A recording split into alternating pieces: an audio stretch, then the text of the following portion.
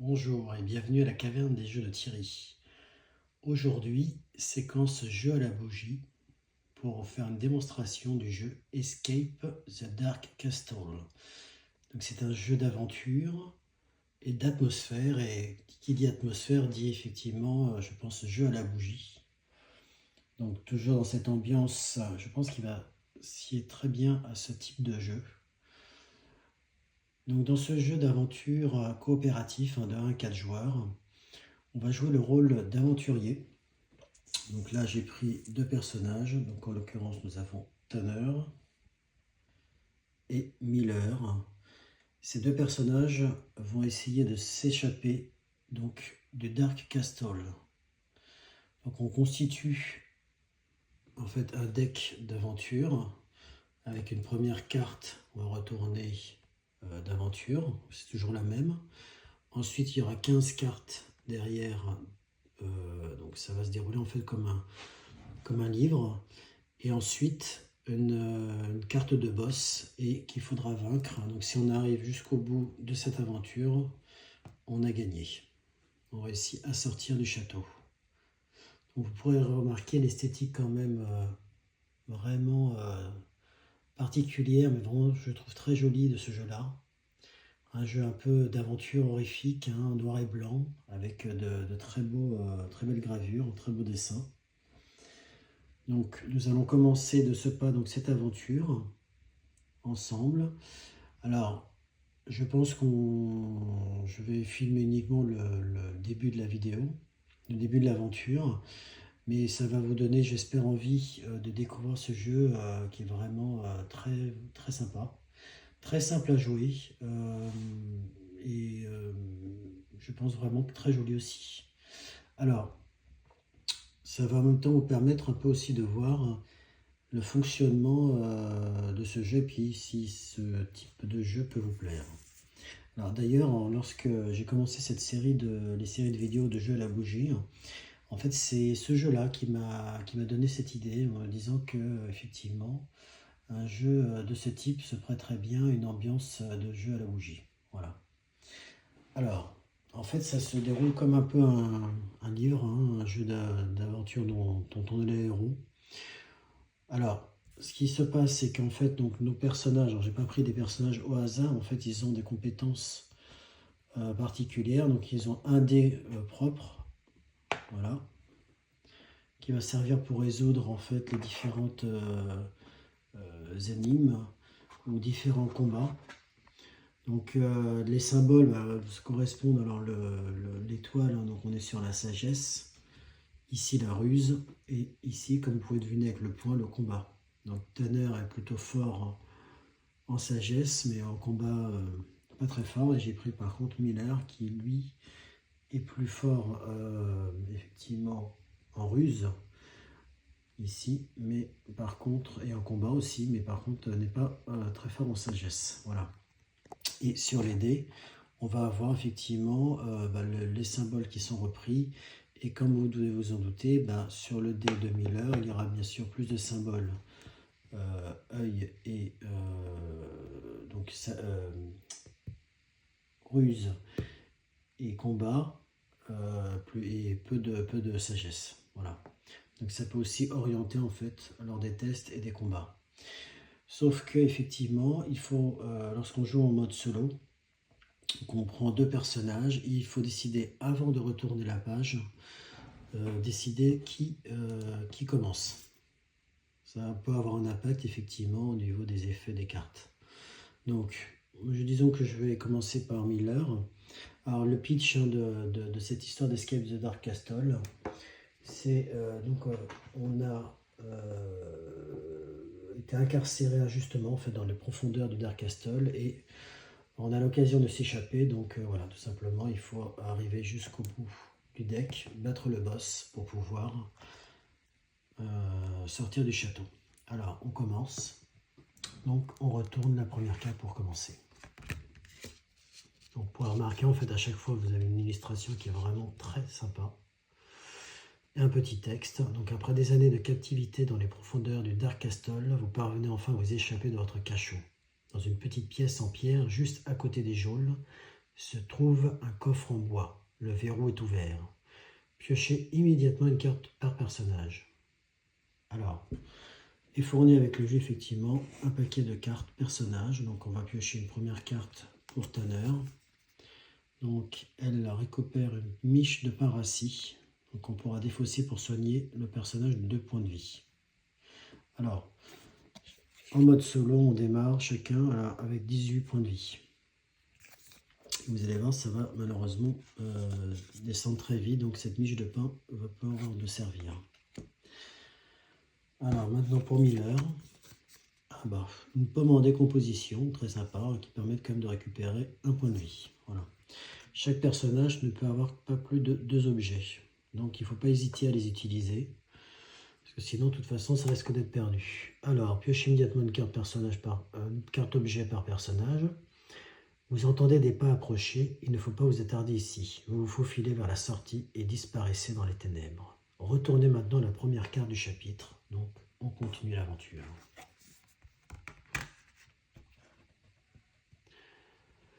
Un homme encapuchonné approche. Il lance un regard prudent au-dessus de son épaule, puis vous demande dans un murmure si vous êtes intéressé pour faire du troc. Chaque joueur peut choisir l'une des options suivantes. Donc on échange, on défausse un objet et piochez-en 2 autres. Négocier, tenter d'obtenir un double en un seul jet. Et si on réussit, de vos bois disques comportent leur fruit, piochez un objet. Succès, votre charisme dans le café, vous finissez bredouille. Je pense qu'on va essayer, parce que les objets qu'on a, défausser un objet, piochez-en un autre. Je pense que Miller va essayer quand même de récupérer quelque chose de mieux que cette pomme en décomposition. Donc il va échanger. Donc je vais défausser. Je défausse la pomme. Et je récupère des pierres de duplication. Lorsque vous obtenez un simple, il compte comme 2 simples de ce symbole. C'est une relique et je pense que j'ai bien fait d'échanger ça. Tanner, j'hésite, mais je pense que je vais faire la même chose. Alors, je vais échanger contre les versets curatifs. Une autre relique. Lorsque vous obtenez un double, vous pouvez soigner un point de vie à n'importe quel personnage. Très avantageux en fait cet échange. Normalement j'ai bien mélangé, mais bon, là j'ai eu quand même pas mal de chance sur ce tirage. Donc ça commence plutôt bien en fait, puisque dès le début, je échangeais contre des cartes qui sont très intéressantes. Alors on va continuer l'aventure. Donc j'ai toujours Miller qui prend la tête du groupe. Alors pourquoi j'ai pris Miller, parce qu'en fait il est plutôt fort au combat, donc je me dis que c'est peut-être plus intéressant de le prendre. Alors, pour passer par cette porte, vous devez dégager d'épaisses branches couvertes d'épines. Elles s'animent soudain, attachant vos poignets pour petit à petit s'emparer de vous. On perd un point de vie. Donc vous, alors quand on dit vous perdez un point de vie, donc c'est pour ça que c'est important de savoir qui prend la tête. En l'occurrence, donc c'est Miller, donc on va lui retirer un point de vie. Donc, j'ai retiré le point de vie à Miller. Vous vous acharnez à taillader de tous côtés les branches agressives et à forcer d'acharnement, la plante finit par céder du terrain, puis par se rétracter dans le mur, abandonnant derrière elle les biens de ses précédentes victimes. Et on pioche 2 cartes objets. Alors,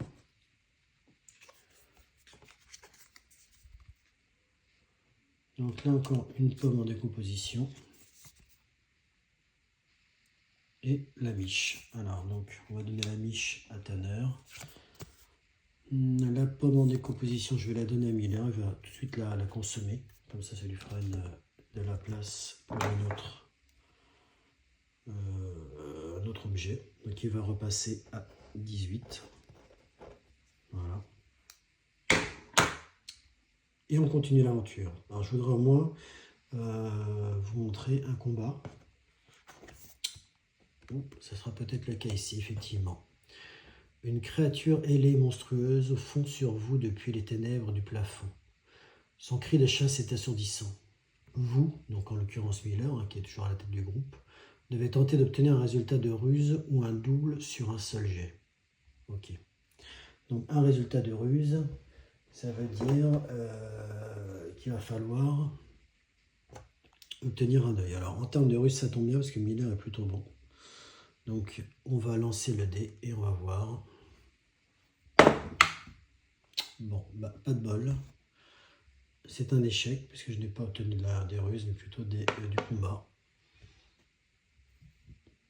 Donc les griffes, c'est un échec. Hein, donc les griffes entaillent votre épaule et on perd 2 points de vie. Bon, bah, décidément. Donc, comme je vous ai dit, ça peut aller vite. 18, donc 16 points de vie. Voilà. Et on commence le combat. Alors, donc c'est ce que je voulais arriver, un combat. Donc on sait qu'effectivement, cette bestiole, créature ailée, peut faire 2 dégâts. Voilà. Alors, on peut choisir... donc là, en l'occurrence, c'est Miller qui va commencer le combat. Mais on peut faire aussi participer Tanner. Alors, si les personnages, tous les personnages qui participent, si on ne réussit pas à tuer du premier coup la bête, se prendront 2 points de dégâts. Alors bien sûr, on n'est pas obligé de faire participer les deux. L'autre peut se reposer. Par exemple, Tanner pourrait se reposer et regagner un point de vie derrière. Mais de toute façon, elle est déjà à 18. Donc, on va la faire combattre. Et on aura plus de chances, bien sûr, à 2 de battre la bête. Alors, comment ça fonctionne ? Ici, effectivement, on voit, alors on a des dés noirs qui sont fournis avec le jeu, qui représentent donc les dés d'ennemis. Hein. Donc, on voit que pour le combattre, il va falloir faire un œil,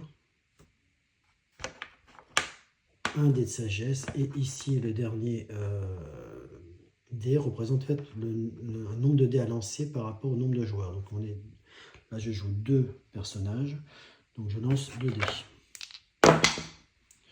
Voilà, et je rajoute. Voilà, donc 2 dés sagesse et un dé combat. Un dé sagesse, un dé combat, voilà.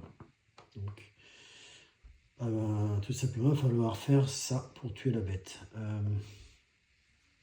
Allons-y. Alors, ça pas forcément. On n'a pas d'objet pour nous aider.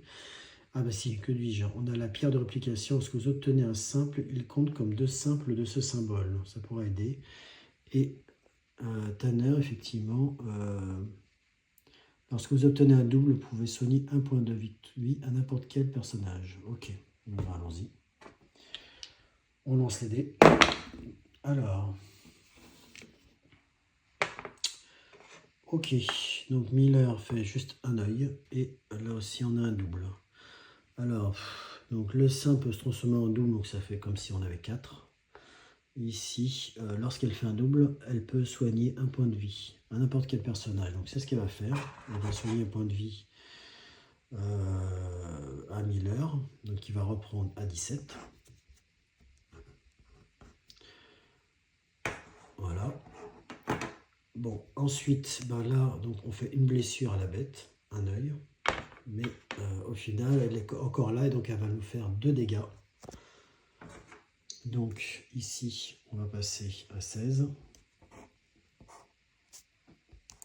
Voilà, et Miller perd 2 points aussi, donc à 15. Donc là, c'est pas terrible. On va faire mieux, j'espère, au prochain jet. Donc on reprend. Décidément, donc heureusement, donc là c'est... ah non, c'est Miller qui fait le double, zut. Donc ça ne sert à rien.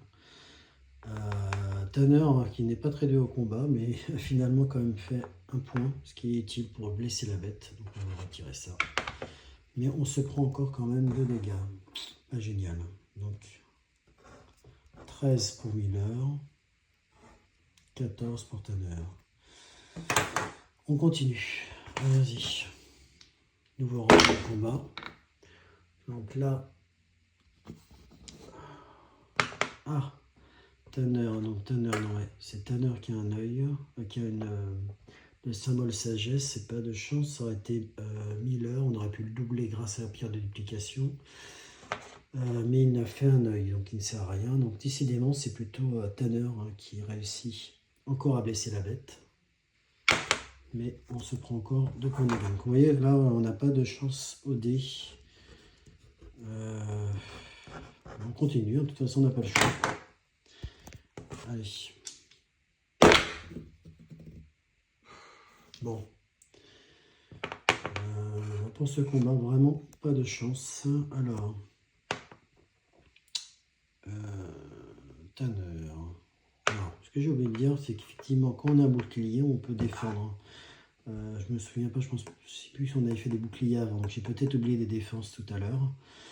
Mais lorsqu'on a un bouclier, elle se défend. Donc en l'occurrence, on est sur le dé. Non, c'est Tanner, oui, c'est ça. Donc elle se défend. Non seulement elle se défend, donc elle perdra qu'un seul point de vie. Donc on va lui passer à 11. Mais en plus, elle peut soigner. Donc elle va soigner Miller. Donc on va passer.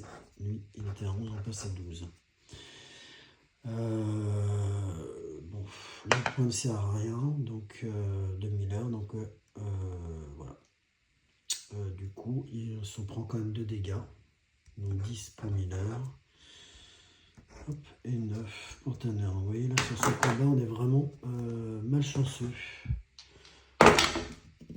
Bon, eh ben, il était temps. Tanner, encore elle, hein, celle qui a bien combattu, hein, cette fois, hein, encore une fois. Voilà. Elle a fait un des sagesses, ce qui permet d'éliminer la bête. Voilà. Donc lorsqu'on tue un personnage, on récupère un objet. Voilà. Donc là, en l'occurrence, breuvage de puissance défoncé pour appliquer un unique résultat de force à n'importe quel moment. Bon. Comme Miller n'avait qu'un seul objet, on va lui attribuer. Et voilà. Et donc, je pense que là, vous avez vu à peu près les principaux mécanismes du jeu Escape the Dark Castle. Le deck qui a été constitué, hein, bien sûr, est fait totalement au hasard, parmi une pile plus importante de cartes, ce qui permet d'ajouter à la rejouabilité. Donc il y a d'autres personnages qui permettent aussi de changer un petit peu. Alors même si effectivement, honnêtement, le fait de changer de personnage, on est plus sur des mécanismes. Je trouve pas que ça rajoute tellement. Bon, les objets permettent aussi de modifier un peu le jeu. Et puis, évidemment, le boss de fin de niveau, il y en a plusieurs aussi, donc qui permet d'ajouter à la rejouabilité. Il faut savoir aussi qu'il existe des extensions, 3 exactement, pour Escape the Dark Castle, qui pourront éventuellement rajouter encore du contenu, des options, des nouvelles cartes donjon. Voilà. Bah écoutez, j'espère que cette session à la bougie de Escape the Dark Castle vous a plu. N'hésitez pas à vous abonner, à mettre un pouce. À bientôt.